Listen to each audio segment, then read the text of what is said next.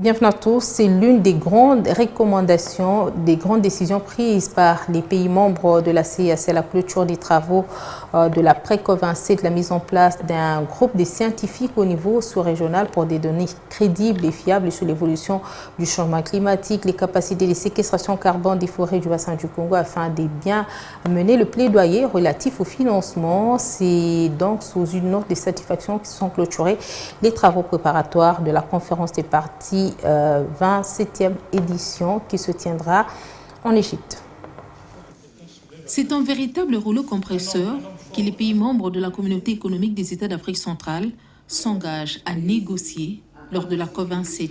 Une synergie d'action pour des négociations productives au profit de toute la sous-région. À l'unisson, les différents délégués, armés des analyses des scientifiques, illustrant les potentialités du bassin du Congo que ces États vont désormais négocier. Une convergence d'action qui a conduit à la mise en place d'un cadre d'échange permanent des scientifiques pour des informations crédibles face au changement climatique. Nous voulons qu'au niveau de la CAC, qu'il y ait au niveau politique, au niveau de la société civile et même au niveau des médias, qu'on commence à parler un peu de cette connexion entre le changement climatique, la biodiversité et la dégradation des terres. Parce que toutes les trois conventions marchent de pair.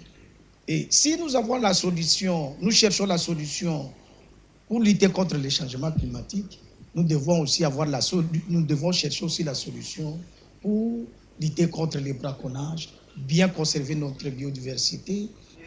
Responsable de seulement 4% des émissions mondiales, l'Afrique tient à une mobilisation de taille pour un plaidoyer efficace capable de décrocher des financements conséquents pour la préservation du bassin du Congo, aujourd'hui, dernier rempart de l'humanité.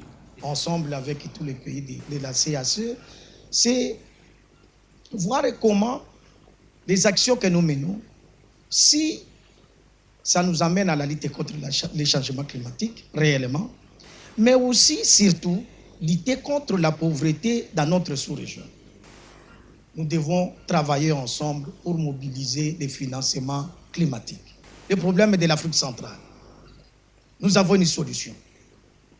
Mais les pollueurs, il ne faut pas qu'il y ait trop de conditionnalités. C'est ça, les débats. Entre-temps, les différentes parties prenantes à la Convention cadre des Nations Unies pour le changement climatique se préparent pour la mise en œuvre de leur contribution déterminée au niveau national, une option qui illustre davantage les efforts de ces États en matière d'atténuation dans la lutte contre le changement climatique.